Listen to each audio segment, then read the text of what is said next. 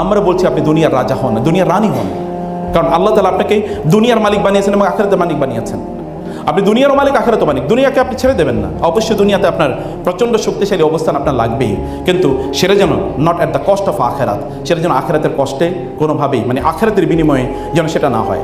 First first first first first আপনি কেন second হবেন? আপনি সেকেন্ড কেন হবেন? আপনার নবী তো কোনো জায়গায় সেকেন্ড হন নাই। আপনি ফার্স্ট হন সব জায়গায়। কমপক্ষে এমন একটা ফিল্ড তৈরি করুন যে ফিল্ডে আপনি ফার্স্ট। আপনি ফার্স্ট, কেউ আপনার প্যারালাল না, কেউ আপনার কম্পিটিশন আসতেই পারে না। আস-সাবিকুন আস-সাবিকুন উলাইকাল মুকাররাবুন। আপনি তো আল্লাহর সবচেয়ে প্রিয় মানুষের মধ্যে অন্তর্ভুক্ত হতে চান, তাহলে আপনি ফার্স্ট হন। তাহলে আপনি ফার্স্ট হন। আপনি মেডিকেল সায়েন্সের উপর বই পড়েন, আপনি লেখেন, আপনি যে ফিল্ডে পড়েন সেই ফিল্ডে আপনি এক্সেলেন্ট হন, আপনি এক্সেলেন্স অর্জন করুন। যদি আপনি সত্যিকার অর্থে আপনার ফোকাসটাকে যদি আপনি ঠিক করতে পারেন যে আপনি কী করতে চাচ্ছেন, তাহলে আপনি বিশাল, এই পৃথিবীর জন্য আপনি বিশাল কন্ট্রিবিউশন আপনি রাখতে পারেন। একবার চিন্তা করে দেখেন, মারিয়াম আলাইহিস সালাতু ওয়াস সালামের কথা একবার চিন্তা করে দেখেন। মারিয়াম আলাইহিস সালাতু ওয়াস সালাম, তিনি আপনাদের ফোকাসের কথা আমি বলছি, আপনাদের ক্যারিয়ারটাকে একেবারে বাদ দিয়ে আপনারা অন্য জায়গায় শিফট, শুধুমাত্র যেটাকে আমরা বলছি রিলিজিয়াস এরকম রিলিজিয়াসের ইস্যুর প্রতি আপনারা ফোকাস করবেন। আমি কিন্তু ওই কথা একবার আপনাদেরকে বলছি না। আপনাদের ক্যারিয়ারটাকে আপনারা ডেভেলপ করেন, কারণ আপনার যেই মূল ফোকাসটা, সেই ফোকাসটা আপনি ঠিক করেন। আপনি ক্যারিয়ার ডেভেলপ করবেন, কিন্তু ক্যারিয়ারের পর আপনার কি? এই ক্যারিয়ার কি কেবলমাত্র ওই দুনিয়া কেন্দ্রিক ক্যারিয়ার, নাকি আপনার একটা, মানে যদি আমরা এমন একটা ক্যারিয়ার কথা বলি যেটা অনেক ফার রিচিং, অনেক দূরদৃষ্টি সম্পন্ন যদি একটা ক্যারিয়ারের কথা আমরা চিন্তা করি, তাহলে সেটা কেমন হতে পারে? এটার দুটোর কম্বিনেশন। একটা হচ্ছে সমাজের প্রতি আপনার দায়বদ্ধতা, এবং 2 নম্বর হচ্ছে আপনার নিজের প্রতি আপনার দায়বদ্ধতা। আচ্ছা, আপনি আপনার নিজকে জ্বালিয়ে কখনোই অন্যকে আলোকিত করতে পারবেন না। কতক্ষণ আলোকিত করবেন? কতক্ষণ? একটা ঘরকে জ্বালিয়ে আপনি কতক্ষণ আলোকিত করতে পারবেন?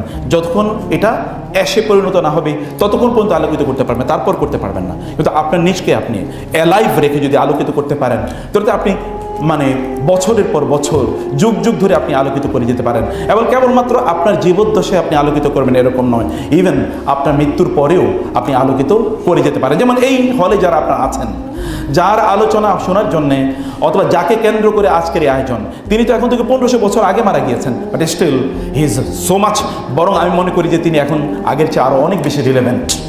এখনকার সমাজে তার প্রয়োজন আগের চেয়ে অনেক অনেক বেশি। বরং প্রত্যেকটি সেকেন্ডেই আমরা তার উপস্থিতিটাকে ফিল করি। আজকের এই রুমটা, এই মঞ্চটি, এই অডিটোরিয়াম আলোকিত হয়েছে তার মাধ্যমে, যদিও তিনি 1500 বছর আগে মারা গিয়েছেন, ইন্তেকাল করেছেন, তিনি ডিসঅ্যাপিয়ার করেছেন। আপনি যদি চান even you remain influential and impactful after your death and demise and your আপনার ডিসঅ্যাপিয়ারেন্স, তাইলে আপনি কি করা দরকার? আমি কয়েকটি এক্সাম্পল আপনাদেরকে বলি। আচ্ছা, মারিয়াম আলাইহিস সালাতু ওয়াস সালামের কথা আপনাদের মনে আছে? মারিয়াম আলাইহিস সালাতু ওয়াস সালাম তার জন্মের আগে তার মা আল্লাহ তাআলার কাছে মান্নাত করলেন, হে আল্লাহ, ইন্নী নাযারতু লাকা মা ফি বাতনি মুহাররারান ফাতাকাব্বালহু মিন্নি। হে আল্লাহ, ফাতাকাব্বাল মিন্নি। আল্লাহ, আমার পেটে যে সন্তান আছে, এই সন্তানকে আপনার জন্য আমি মুক্ত করে দিলাম, মানে কেবল আপনার জন্য তিনি কাজ করবেন। মারিয়াম আলাইহিস সালাম তার আগে কি করেছেন? মারিয়াম আলাইহিস সালামের মায়ের কথা বলছি। মারিয়াম আলাইহিস সালামের মা আল্লাহর কাছে বললেন, আল্লাহ, আমার গর্ভে যে সন্তান আসছে, এই সন্তানকে আপনার জন্য উৎসর্গ করে দিলাম। তার মনে হচ্ছিল যে তার গর্ভে এমন একটা সন্তান আসবে, যে সন্তানটা ছেলে। যখন তার সন্তান জন্ম হলো, তিনি আল্লাহকে বললেন, আল্লাহ রব্বি ইন্নী আওদাতুহা উনসা। আল্লাহ, আমি তো কন্যা সন্তান জন্ম দিয়েছি। আল্লাহ তাআলা বলেন, আল্লাহ কি জানেন না তুমি কোন সন্তান জন্ম দিয়েছো? ওয়ালাইসা যাকারু কাল উনসা। আমি তোমাকে যে কন্যা সন্তান দিয়েছি, পৃথিবীর হাজার লক্ষ কোটি পুরুষ এই কন্যা সন্তানে প্যারালাল হতে পারে না। এবং তিনি তারপর তাকে উৎসর্গ করে দিলেন বাইতুল মুকাদ্দাসের সেবা করার জন্য। অ্যাগেন আপনি আসুন যে এখানে সেবা, মানবতার সেবা, আপনি কোন ডাইমেনশনে সেবা করছেন? তখনকার ডাইমেনশনে তিনি সেবা করছেন। বাইতুল মুকাদ্দাসে যারা যাবে, যারা সেখানে ইবাদত করার জন্য যাবে, ওয়ার্শিপার যারা যাবেন, তাদের জন্য তিনি সেবা করবেন। তিনি সেবা করছিলেনই। কোনো এক সময় হঠাৎ করে তার কাছে একজন পুরুষ এসে উপস্থিত হলো, অত্যন্ত চমৎকার দেখতে শুনতে। তিনি বলেন, তুমি কে? বলে, আমি আল্লাহ তাআলা আমাকে পাঠিয়েছেন। কেন? যে আপনাকে একজন সন্তান হবে, আপনার সে সুসংবাদ দেব। বলে, আমি সন্তানের মা হব? আমি এখনো বিয়ে করিনি, পৃথিবীর কোনো পুরুষ আমাকে স্পর্শ করে নাই, আমি সন্তানের মা হব কীভাবে? তিনি বললেন, কাযালিকা ক্বালা রাব্বুকা হুয়া আলাইয়া হায়্যিন ওয়া লিনাজআলাহু আয়াতাল লিন্নাসি ওয়া রাহমাতাম মিন্না ওয়া কানা আমরান মাকদিয়া। It is decided, it is a decided matter, এটা অলরেডি সিদ্ধান্তকৃত। আল্লাহ সুবহানাহু ওয়া তাআলা আপনাকে সন্তান প্রদান করবেন, আপনার সন্তান হবে, you will become mother, you will be mothering a child, এটা it is already decided and it is easy for আল্লাহ। আল্লাহর জন্য এটা সহজ। আল্লাহ সুবহানাহু ওয়া তাআলা এরকম একটা সন্তান আপনাকে প্রদান করবেন এবং তিনি সন্তান মা হলেন, সেই সন্তান হলো ঈসা আলাইহিস সালাতু ওয়াস সালাম।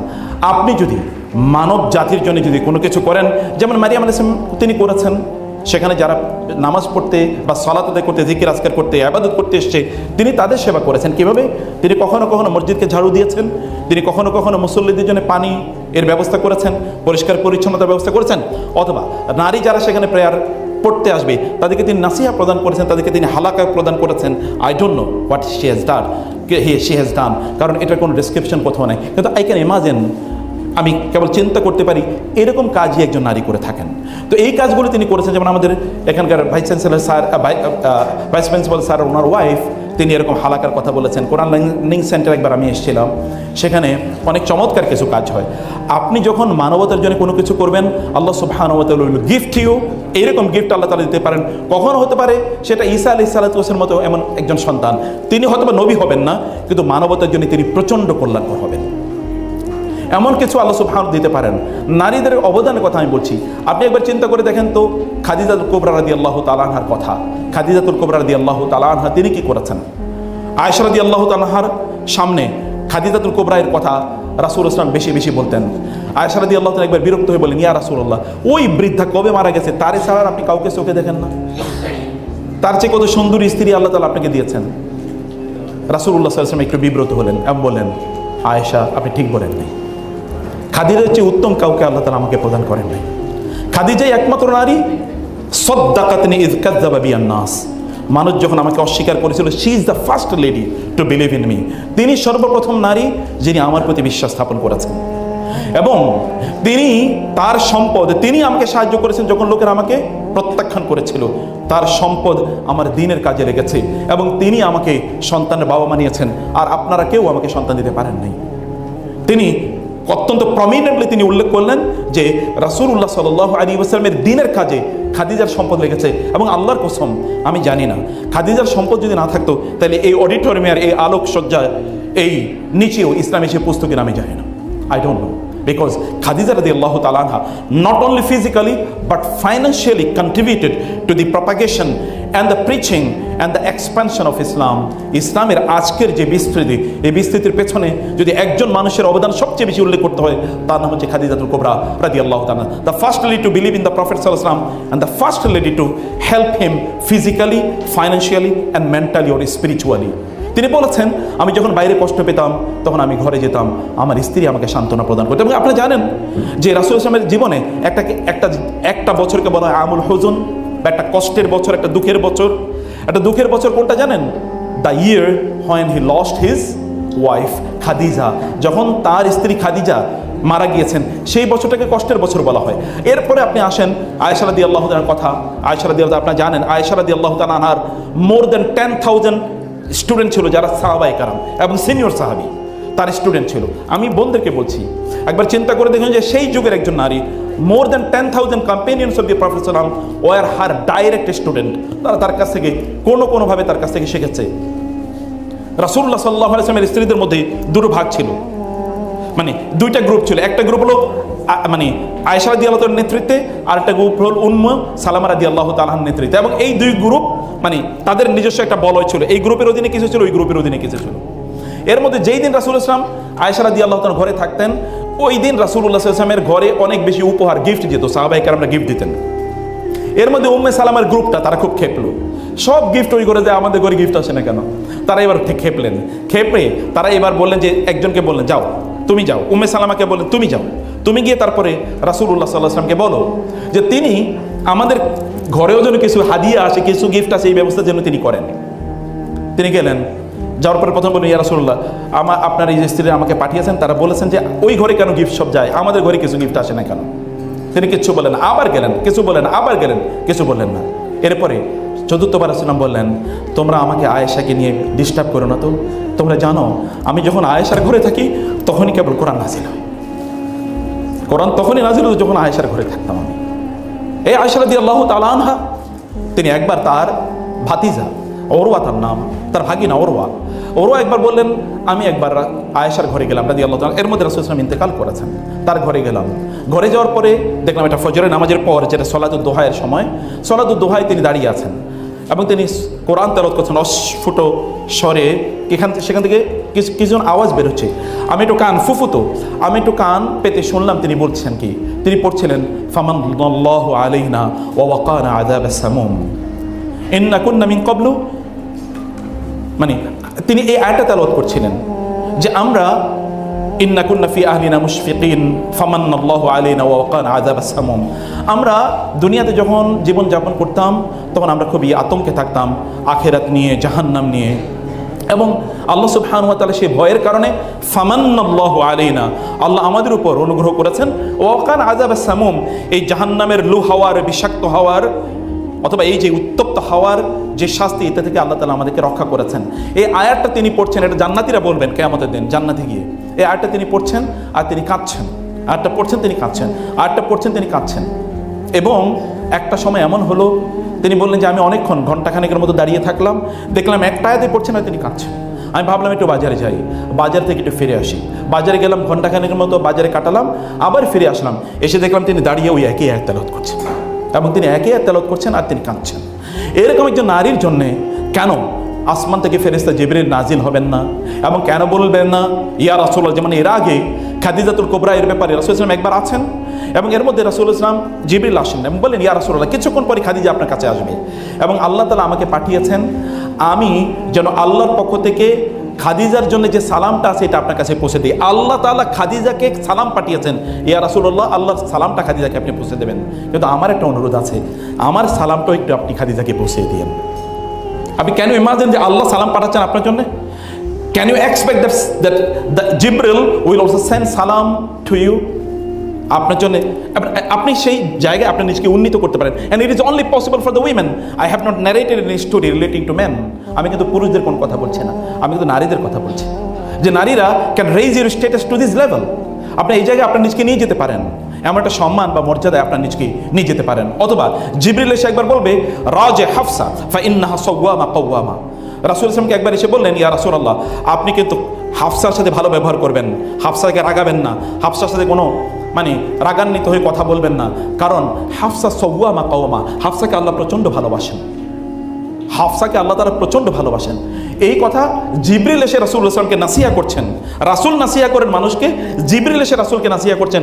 আপনি কিন্তু হাফসার সাথে, উনি তো এমনি রাগাত্ম স্বরে কখনোই কথা বলতেন না, বরং তাকে এসে বলা হচ্ছে তিনি যেন কোনোভাবেই হাফসার সাথে রাগান্বিত হয়ে অথবা তার প্রতি কোনো বিরক্তি প্রকাশ না করেন। সম্মানিত বোনেরা আমার, আমরা মানবতার জন্য যদি কোনো কল্যাণ করতে চাই তাহলে আমাদেরকে এই এক্সাম্পলগুলো আমাদের সামনে রাখা দরকার। আপনি একবার চিন্তা করে দেখেন তো, ফেরাউনের স্ত্রীর কথা, তার নাম আপনি জানেন আসিয়া বিনতে আল মুজাহিম, আসিয়া বিনতে মুজাহিম, মুজাহিমের সন্তান আসিয়া, এবং ফেরাউনের স্ত্রী কত ভয়াবহ পরিস্থিতিতে তিনি আছেন। আসিয়া বিনতে মুজাহিম তিনি কেবল আল্লাহর প্রতি ঈমান এনেছেন, আর ফেরাউন তো তার নিজকে গড রব দাবি করেছে, আল্লাহ দাবি করে নাই, গড দাবি করেছে, রব দাবি করেছে। ওয়াহাদিল আনহারু মানে আলাইসাল মুলকু মিসর ওয়াহাদিল আনহারু তাজরি মিন তাহতি, আমি কি মিশরের রাজা নই? এই যে নীল নদ কি আমার সামনে দিয়ে প্রবাহিত হয় না? আমি কি এগুলো কন্ট্রোল করি না? আমি কি তোমাদেরকে এই দিই না সেই দিই না? এগুলো তিনি সভারেন্টি তিনি দাবি করেছেন এবং তিনি বলেছেন যে তোমরা তো আমার আনুগত্য করবে, তোমরা আবার গডের, আল্লাহর, রবের, সৃষ্টিকর্তার, ক্রিয়েটরের ইত্যাদি কথা কেন তুমি বলছো? তোমরা বলছো কেউ তিনি তার এই একটা যদি আপনার একটা প্রাসাদ থাকে, একটা প্রাসাদ যদি আপনার এরকম থাকে যে প্রাসাদটি ধরেন আপনি কক্সবাজার সমুদ্র সৈকতের কাছে, অথবা যদি এটা প্যাসিফিক ওশান এর পাশে যদি থাকে, অথবা যদি এরকম কোনো একটা নদী, আমরা তো সাধারণত সাউথ ফেসিং কোনো একটা ডিপার্টমেন্টের দাম আমাদের বেড়ে যায়, সেটা যদি কোনো যদি কোনো গার্ডেনের পাশে থাকে অথবা যদি সেটা কোনো লেকের পাশে থাকে তাহলে দাম তো অনেক বেড়ে যায়, তখন এটা রিয়েল এস্টেট হয়ে যায়, রিয়েল প্রপার্টি হয়ে যায়, সত্যিকার সম্পদে সেটা পরিণত হয়। আর যদি এটা হয় আল্লাহর পাশে তাহলে কেমন হতে পারে? আপনি এবার চিন্তা করতে, প্রেসিডেন্টের বাসার পাশে আপনার বাসা, প্রাইম মিনিস্টারের বাসার পাশে আপনার বাসা, তখন বাসার দাম বেড়ে যায় না কমে যায়? অনেক বেড়ে যায়। বাংলাদেশের প্রাইম মিনিস্টারের কথা বলি আমি ধরেন যেখানে অত্যন্ত প্রশান্ত, যেখানে থাকলে কয়েকদিন পরে প্রাইম মিনিস্টার প্রতিদিনই আপনার জন্য খাবার পাঠাবেন, আপনার খোঁজ খবর নেবেন, কেউ আপনাকে ডিস্টার্ব করতে পারবে না, আপনি এরকম একটা ভিআইপি স্টেটাসে আছেন। সে যদি আল্লাহ সুবহানাহু ওয়া তাআলার পাশে হয়, একজন নারীর জন্য এটা প্রযোজ্য হয়েছে। কেবল সে নারী কি করেছেন, সে নারী একাধারে আল্লাহ সুবহানাহু ওয়া তাআলার প্রতি তার তার তার ডিভোশন ছিল। অন দ্য আদার হ্যান্ড তিনি কিন্তু বড় করেছেন কাকে, মুসা আলাইহিস সালাতু ওয়াস সালাম, একজন মানুষকে তিনি তৈরি করছেন, মানুষকে তিনি নির্মাণ করছেন জনগণের প্রতি। একজন মানুষকে নির্মাণ মানে কি, মানুষের জনগণের জন্য কাজ করা, মানবেতর কল্যাণের জন্য কাজ করা। আপনার যারা মেডিকেল কলেজ যারা আছেন, after graduating out of this medical college, তারপর আপনার মানুষের সার্ভিসে যাবেন। আপনার সার্ভিসের মূল লক্ষ্য কী, উদ্দেশ্য কী? আপনি কেবল দুনিয়া আপনি কতটুকু পাবেন বলেন তো? আপনার দুনিয়া কতটুকু, আর দুনিয়া আপনি কতদিন থাকবেন? আপনি দুনিয়াতে থাকবেন কতদিন, আর দুনিয়াতে কতটুকু আপনি গ্রহণ করবেন? আপনি তো মেডিকেল সায়েন্সে বলেন eat less then you will remain healthy. যত কম খাবেন তত আপনি ভালো থাকবেন, কারণ অনেক বেশি খাওয়া এটা একটা রোগ। Stomach is the centre of all diseases. মানুষের রোগ তো খাওয়ার কারণে হয়, না খাওয়ার কারণে কোনো রোগ হয় না। না খেলে আপনি সুস্থ থাকেন, বরং যত কম খাবেন তত আপনি সুস্থ থাকবেন। তো আপনারা এখন বলেন, ডক্টররা বলে, ডক্টরদের কাছে গেলে বলে না তুমি এটা খাবা, আপনারা এটা বলেন না, আপনারা বলেন আপনি এটা খাবেন না। আপনি না খাওয়ার কথা বলেন, কম খাওয়ার কথা বলেন। যখন লোকেরা আক্রান্ত হয়, রোগাক্রান্ত হয়, তখন তাদেরকে আরও কম খাওয়ার জন্য অথবা বিভিন্ন জিনিস তাদেরকে কম খাওয়ার কথা বলা হয়। এই দুনিয়াতে খাবারটা একটা ডিজিজ, কিন্তু আখিরাতে খাবারটা একটা ফ্যান্টাসি, একটা এনজয়মেন্ট, একটা এন্টারটেনমেন্ট। কুলু ওয়াশরাবু হানিআম বিমা আসলাফতুম ফিল আইয়ামিল খালিয়া। আল্লাহ সুবহানাহু ওয়া তাআলা জান্নাতে, এই দুনিয়াটা আপনার জন্য পারফেক্ট করে আল্লাহ তাআলা তৈরি করেন নাই, কিন্তু জান্নাতকে পারফেক্ট করে তৈরি করেছেন। আমরা বলেছি একটা রিয়েল এস্টেটের কথা। জান্নাতের রিয়েল এস্টেটের কথা দেখেন তো, যে আয়াতগুলো আমি তেলাওয়াত করেছিলাম, সেখানে আল্লাহ সুবহানাহু ওয়া তাআলা বলেছেন যারা ঈমান এনেছে, ভালো আমল করেছে, আল্লাহ তাআলা তাদের জন্য লানুবাউই আন্নাহুম ফিল জান্নাতি গুরাফান তাজরি মিন তাহতিহাল আনহার। আল্লাহ তাআলা জান্নাতে আপনাদের জন্য গোরাফান মানে সুইটস। এটা কেবল 7 স্টার, পৃথিবীতে কেবল 7 স্টারের একটা স্বাদ আপনি পাবেন যদি আপনি দুবাইতে যান। 10 স্টারের কোনো হোটেল নাই পৃথিবীতে, কিন্তু এটা 10 স্টার না, 10 মিলিয়ন স্টার হোটেল এর সুইট আপনার জন্য আল্লাহ তাআলা তৈরি করে রেখেছেন। Not one sweet, many sweets. সেখানকার সামারের জন্য আলাদা, উইন্টারের জন্য আলাদা, সেখানকার অটামের জন্য আলাদা, সেখানকার ফলের জন্য আলাদা। Different seasons and different sweets are for you over there. এবং সেটা কেবল সুইট, এই দুনিয়ার যে ডাইমেনশন, এই ডাইমেনশনের সুইট সেখানে না, সেখানে everything is available. Not only that, আপনার জন্য যদি এমন হয় যে প্যাসিফিক ওশানের মধ্যখানে ঠিক আপনার জন্য একটা সুইট তৈরি করা হয়েছে, এটা ধরুন 1 মিলিয়ন স্টারের একটা হোটেল তৈরি করা হয়েছে, এবং সেখানে ধরুন 70,000 সেখানকার ওয়েটার্স আপনার জন্য কেবলমাত্র খাদ্য পানীয় আপনার সেবা করার জন্য সেখানে উপস্থিত আছে। কেমন হতে পারে সেটা? 70,000 লোক আপনাকে সার্ভিস দেওয়ার জন্য সেখানে আছে, কেবল আপনি one man is there or one women is there, কিন্তু সেখানে 70,000 লোক আপনাকে সার্ভিস দেওয়ার জন্য আছে। এবং অল ডাইমেনশনস অফ সার্ভিসেস, লাকুম ফিহা মা তাশতাহি আনফুসুকুম ওয়া লাকুম ফিহা মা তাদউন নুজুলাম মিন গফুরির রহিম। আল্লাহ সুবহানাহু ওয়া তাআলা বলেছেন জান্নাতের যে বিবরণ আমি কোরআনে দিয়েছি এটা কেবলমাত্র নুজুল। What is the meaning of নুজুল? এই যে আপনাদের জন্য সার্ভ করছে এটা হলো নুজুল। বুঝতে পেরেছেন? নজল মানে কি জানেন আপনারা? নজল মানে হচ্ছে যদি আপনি কোথাও যান, যেমন কোনো একটা অনুষ্ঠানে আপনি গিয়েছেন, যাওয়ার পর আপনাকে, সেখানে যাওয়ার পর আপনাকে কিছু কি দেবে? প্রথমে কিছু একটু জুস দেবে আপনাকে, অথবা একটু হালকা অ্যাপেটাইজার আপনাকে প্রদান করবে, যে আপনি এটা কেবল একটু খান যেন আপনার একটু ক্ষুধাটাকে একটু নিবারণ করা হয়। ক্ষুধাটা নিবারণ করার জন্য আপনি যদি কোনো চাইনিজ বা এরকম কোনো রেস্টুরেন্টে যান, তখন আপনাকে প্রথমে একটু জুস মানে একটু আপনাকে হয়তো বা স্যুপ প্রদান করবে, অন্থন বা এরকম জাতীয় কিছু আপনাকে প্রদান করবে। এটাকে বলে নুজুল। আল্লাহ তাআলা বলেছেন কোরআনে, আমি তোমাদেরকে এই প্রদান করবে, এই যে মিলিয়ন স্টার্সের যে তোমার জন্য সুইট আছে, সেখানে তুমি যা চাইবা তোমাকে তাই প্রদান করা হবে। সেখানে তোমার জন্য খাবার আছে, পানীয় আছে, এমনকি 70,000 আইটেমের সেখানকার জন্য তোমার জন্য জুসের ব্যবস্থা আছে, ড্রিঙ্কসের ব্যবস্থা আছে। 70,000 আইটেম কি আছে এই পৃথিবীতে? ড্রিঙ্কস। আপনি একটু চিন্তা করেন তো, ড্রিঙ্কসগুলো একটু নাম বলি তো আমরা, কতটুকু আইটেমের ড্রিঙ্কস সেখানে থাকতে পারে। কিন্তু আল্লাহ সুবহানাহু ওয়া তাআলা এরকম ড্রিঙ্কসের ব্যবস্থা সেখানে আপনাদের জন্য রেখেছেন। তাহলে আপনি একটা পারফেক্ট ওয়ার্ল্ডের জন্য নিজকে প্রস্তুত করা। যখন আমরা এই দুনিয়াতে সেবা প্রদান করছি মানুষকে, এই সেবার মূল ফোকাস কি, লক্ষ্য কি, উদ্দেশ্য কি, ক্যারিয়ার কি? আপনার বলেন তো, এখানে আপনার মেডিকেল কলেজে পড়াশোনা করছেন, এই মেডিকেল কলেজে 4 বছর আপনার পড়ছেন, 5 বছর আপনার পড়ছেন, এরপরে আপনার একটা ড্রিম হলো কোনো একটা ভালো মেডিকেল কলেজে অথবা কোনো একটা হসপিটালে অথবা কোনো একটা ক্লিনিকে ভালো একটা জব পাওয়া। এটাই তো এই 4 বছর বা 5 বছর, 5 বছর বা 6 বছর আপনি কষ্ট করবেন, এরপরে কত বছর আপনি ভালো থাকবেন you never know, and the future is not certain, you may die any time, even before your graduation you may die. আপনার মৃত্যু যে কোনো সময় আসতে পারে, আপনার গ্রাজুয়েশন শেষ হওয়ার আগেও কিন্তু আপনার মৃত্যু আসতে পারে। কিন্তু তারপরও আপনার ভবিষ্যতের জন্য আপনি এত চেষ্টা করে যাচ্ছেন, কিন্তু আলটিমেট ভবিষ্যতের খবর কি? যে ভবিষ্যৎ আলটিমেট, যেখানে আপনাকে যেতেই হবে, মৃত্যু তো সার্টেন, এটাকে you can not avoid, none has avoided it. এই পৃথিবীতে যদি কারো বেঁচে থাকার অধিকার থাকতো তিনি হচ্ছেন মুহাম্মদুর রাসূলুল্লাহ সাল্লাল্লাহু আলাইহি ওয়াসাল্লাম। কিন্তু আল্লাহ বলেছেন ইন্নাকা মাইয়াতুন ওয়া ইন্নাহুম মাইয়াতুন, আপনিও মারা যাবেন, সবাই মারা যাবে, আপনিও মারা যাবেন, সবাই মারা যাবে। অর্থাৎ আপনার এরপর যে ফিউচার লাইফ, যেটা অত্যন্ত, যেটা নেভার এন্ডিং, খালিদিনা ফিহা আবাদা, যেখান থেকে আপনি কোনোদিন ফিরে আসবেন না, সেটার জন্যে আপনার প্রস্তুতি কি? আপনার প্রস্তুতি আপনার এই ক্যারিয়ারের মধ্যে, আপনার এই কাজের মধ্যেই এই প্রস্তুতি আপনাকে অবশ্যই অবশ্যই গ্রহণ করতে হবে। আমরা বলছি না যে আপনার মেডিকেল এই লাইফটাকে আপনি কোনোভাবে মিনিমাইজ করেন, আমরা আপনাদেরকে বলছি যে আপনার মেডিকেল লাইফে আপনি বরং এক্সেলেন্ট হন। কারণ এখানে মুসলিম বোনরা যারা আছেন, with due respect to the sisters from other faith, Muslim বোনদের কথা বলছি, অ্যাবসলিউটলি মেডিকেল সায়েন্স এটা আপনাদের আবিষ্কার, এটা আপনাদের বাপদাদাদের আবিষ্কার। কিভাবে জানেন? আপনি পড়ুন, ইবনে সিনার কথা বলুন, অথবা এরপরে যারা এসছে তাদের কথা দেখুন। মেডিকেল সায়েন্সের এখন অনেক টার্মিনোলজি আছে, যে টার্মিনোলজিগুলো পুরোটাই মুসলমানদের। এমনকি ফার্মাকোলজি, এটা 100% মুসলমানদের আবিষ্কার। ফার্মাকোলজি, ফার্মাসি, কীভাবে ঔষধ তৈরি করবে, ঔষধ নির্মাণ শিল্প, পুরোটাই মুসলমানদের আবিষ্কার। আজকের যে হসপিটাল ম্যানেজমেন্ট অথবা মেডিকেল কলেজের যে আয়োজন, 100% মুসলমানদের আবিষ্কার। রেসিডেন্সি প্রোগ্রাম 100% মুসলমানদের আবিষ্কার। এর আগে কোনোদিনই মেডিকেল কলেজের সাথে রেসিডেন্সি থাকবে এটা কেউ কোনোদিন চিন্তাও করে নাই, কোনোদিন চিন্তা করে নাই। এবং এখানে আলাদা ওয়ার্ড থাকবে, যে পুরুষদের জন্য আলাদা এবং নারীদের জন্য আলাদা। ওয়ার্ডগুলোতে all the facilities will be available. সেখানে গোসলের ব্যবস্থা থাকবে, সেখানে খাদ্যের ব্যবস্থা থাকবে। এরকম এটা কোনোদিন কেউ চিন্তা করে নাই।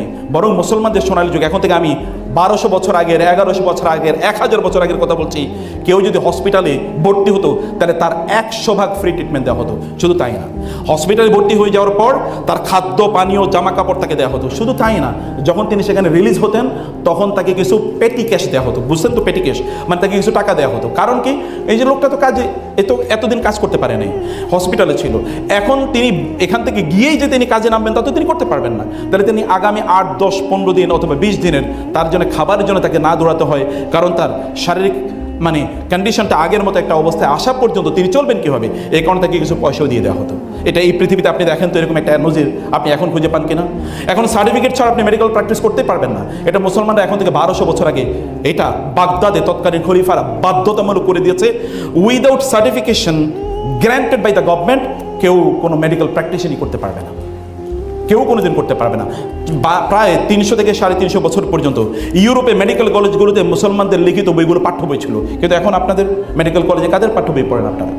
তাহলে এই জায়গায় আপনাদেরকে you have to regain, revive the legacy of your parents, of your, যদি বলি যে আপনাদের সালাফদের, তাদের যেই লিগাসি, তাদের যেই কন্ট্রিবিউশন, সেটাকে আপনাদেরকে আবার রিভাইভ করতে হবে। রিভাইভ করে যেন আপনি এক্সেলেন্স অর্জন করেন। মেডিকেল কলেজগুলোতে এখন কেবল একটা উইমেন্স, সেই কারণে কিন্তু অধিকাংশ মেডিকেল কলেজে তো নারীরাই এখন, আমি দেখেছি আমাদের বোনরা প্রায় 75% অথবা 70%, অথবা একটা হিউজ একটা জায়গা যেখানে আমরা কাজ করতে পারি, আমরা কন্ট্রিবিউট রাখতে পারি। এই কন্ট্রিবিউশনের জায়গায় আপনাদেরকে কাজ করতে হবে, এগুলো নিয়ে আপনাদেরকে ভাবতে হবে যে না, আপনি you will do something for the humanity. আপনি মানবতার জন্য কোনো কিছু করবেন, মানবতার জন্য যদি কোনো কিছু আপনি করেন তাহলে আল্লাহ সুবহানাহু ওয়া তাআলা কেবল আপনাকে দুনিয়া দেবেন, আল্লাহ তাআলা will make you a big mother. এটাই কেবলমাত্র না, অথবা আল্লাহ সুবহানাহু ওয়া তাআলা উইল মেক ইউ, অত্যন্ত সম্মানিত এবং মর্যাদাবান আল্লাহ তাআলা আপনাকে করবেন। আপনাকে বলবেন যে আপনি সেলিব্রিটি না, কেউ আপনাকে চেনে না। জানেন, একজন ব্যক্তি রাসূলের কাছে আসলেন, রাসূল ইসলাম তাকে স্বাগত জানালেন, অন্যরা বলেন কেউ তো তাকে চেনে না, আপনি তাকে এত উষ্ণ ওয়েলকাম জানালেন। রাসূলুল্লাহ সাল্লাল্লাহু আলাইহি ওয়াসাল্লাম বললেন যে দুনিয়ার মানুষ তাকে চেনে না বটে, কিন্তু আসমানের এমন কোনো ফেরেশতা নাই যে ফেরেশতা তার নাম জানে না। There are many men and women, those who are unknown in the world because তার ফেসবুক ফলোয়ার 1.5 মিলিয়ন না, অথবা 5 মিলিয়ন বা 6 মিলিয়ন না। এখন তো মাপা হয় কে কত সেলিব্রিটির ফেসবুক ফলোয়ার কত বেশি। আর ফেসবুক যদি ডিলিট হয়ে যায় তাহলে কেউ আর কাউকে চিনবে না। কিন্তু এমন অনেক লোক আছে যারা unknown to the world, to the people in the world, but known to the people in the heaven, heavenly bodies যারা আছেন ফেরেশতা, তাদের কাছে তারা সেলিব্রিটি, তাদের গর্ব করেন আল্লাহ সুবহানাহু ওয়া তাআলা। আপনি আপনার নিজকে এরকম একটা লেভেলে তো নিয়ে যেতে পারেন। আপনি behind the scene, behind the screen, তাতে কি আসে যায়, কিন্তু আল্লাহ সুবহানাহু ওয়া তাআলার কাছে আপনি কতটা সেলিব্রিটি। এই সেলিব্রিটি হওয়ার জন্যে আপনি একদিকে আপনার একাডেমিক এক্সেলেন্স অর্জন করুন, আপনি আপনার ফিল্ডে শ্রেষ্ঠতম হন, কারণ আপনার নবী আউয়ালু আউয়ালু আউয়ালু আউয়ালু। দেখেন তিনি বলছেন আমি সর্বপ্রথম, এমনকি সর্বপ্রথম আমাকে কবর থেকে উত্থিত করা হবে, আমি সর্বপ্রথম কিয়ামতের দিন সুপারিশ করব মানুষের জন্য। লোকেরা আমার কাছে ছুটে আসবে, আদমের কাছে যাবে, ইব্রাহিমের কাছে যাবে, নূহ আলাইহিস সালামের কাছে যাবে, ঈসা, মুসা, অল দ্য প্রফেটসের কাছে যাবে। সবাই বলবে না, আমি তোমাদের জন্য সুপারিশ করতে পারবো না। Then they will come to me and then I will fall straightly in prostration just beneath the আরশ অফ আল্লাহ, আল্লাহর আরশের নিচে আমি সেজদায় লুটিয়ে পড়বো। আল্লাহ তাআলা বলবেন, ইয়া মুহাম্মদ, মোহাম্মদ কি হয়েছে, আপনি কেন সেজদায় লুটিয়ে পড়লেন? মাথা তোলেন, ইরফা রাসাক, মাথা তোলেন, সাল তোরতা, আপনি কি চান বলুন, ইরফা তুশাফা, আপনি কি চান? আপনি কারোর জন্য সুপারিশ করতে চান, আপনার সুপারিশ is unconditionally accepted and granted. আর কোনো প্রশ্ন করা হবে না, আপনি যা চান তাই প্রদান করা হবে। তিনি মাথা তুলবেন, বলবেন, আল্লাহ আপনি এখন বিচার শুরু করেন নাই। মানুষ তো খুবই ভীত সন্তোষ, বলে যাচ্ছে ঠিক আছে বিচার শুরু করছি। বিচার শুরু করা হবে। যারা বিনা হিসেবে জান্নাতে যাবে তারা দৌড়ে আসবে, ইয়া রাসূলুল্লাহ এখনও তো জান্নাতে দরজা খোলা হয় নাই, আমরা জান্নাতে যেতে পারছি না। রাসূলুল্লাহ দৌড়ে যাবেন, তিনি এবার জান্নাতে দরজায়, কারণ ওটা দরজা বন্ধ, দরজা টোকা দেবেন, কে? আমি মুহাম্মদ। ও আপনি? কারণ আল্লাহ তাআলা বলেছেন আপনি আসার আগে যেন জান্নাতে দরজা না খুলি।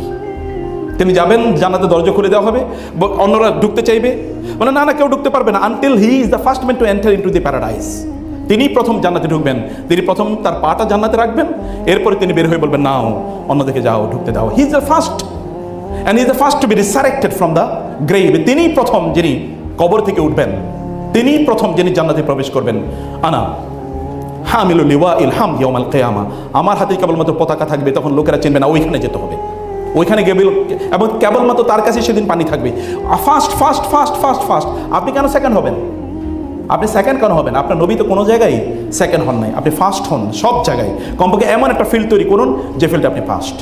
আপনি ফার্স্ট, কেউ আপনার প্যারালাল না, কেউ আপনার কম্পিটিশন আসতেই পারে না। আস-সাবিকুন আস-সাবিকুন উলাইকাল মুকাররাবুন। আপনি আল্লাহ সবচেয়ে প্রিয় মানুষের মধ্যে অন্তর্ভুক্ত হতে চান, তাহলে আপনি ফার্স্ট হন। তাহলে আপনি ফার্স্ট হন। আপনি মেডিকেল সায়েন্সের উপর বই পড়েন, আপনি লেখেন, আপনি যে ফিল্ডে পড়েন সেই ফিল্ডে আপনি এক্সেলেন্ট হন, আপনি এক্সেলেন্স অর্জন করুন। কিন্তু এগুলো সব কিছু যেন এই দুনিয়া ফোকাস না হয়। আচ্ছা, দুনিয়ার গুরুত্ব কতটুকু? রাসূলুল্লাহ সাল্লাল্লাহু আলাইহি ওয়াসাল্লাম, আপনারা বলেন তো আপনাদের পোস্টারিটি যারা আছে, মানে আপনাদের প্রিভিয়াস জেনারেশন যারা আছে, তারা কই, তারা কোথায়? আচ্ছা, প্যারালালি যদি আমরা দুজনের কথা বলি, একজন ফেরাউন, একজন হচ্ছে মুসা। এই পৃথিবীতে ফেরাউনের নাম কেউ রাখবে? আপনারা কেউ রাখবেন আপনাদের বাচ্চাদের নাম ফেরাউন, ভাইদের নাম ফেরাউন? সমস্যা কি? ফেরাউন তো এম্পায়ার, সে তো সম্রাট, এবং সেই সময় আনচ্যালেঞ্জড, কেউ তাকে চ্যালেঞ্জ করতে পারেন এরকম। কিন্তু মুসা রাখবেন না? হাজার হাজার না লক্ষ লক্ষ মানুষ তাদের নাম মুসা রাখছে। কোথায় মুসার, কোথায় ফেরাউন? কোথায় মুসার, কোথায় ফেরাউন? আপনি এই পৃথিবীর রাজা হতে পারেন, কিন্তু what about you after you death? মৃত্যু হবে না কার? মৃত্যুর পরবর্তী জীবন অস্বীকার করে কে? মৃত্যুর পরবর্তী জীবন তো এটা মাস্ট, এটা বিজ্ঞানের যদি আপনি কথা বলেন, মৃত্যুর পরবর্তী একটা জীবন লাগে। কারণ ওয়ার্ল্ড পারফেক্ট না, অনেক মানুষ অনেকের উপর ইনজাস্টিস করেছে, তার কি কোনো বিচার হবে না? এই পৃথিবীতে অনেকে কষ্ট পাচ্ছে, এরই কষ্টই তার জীবন, তার জন্য অন্য কোনো কিছু নাই?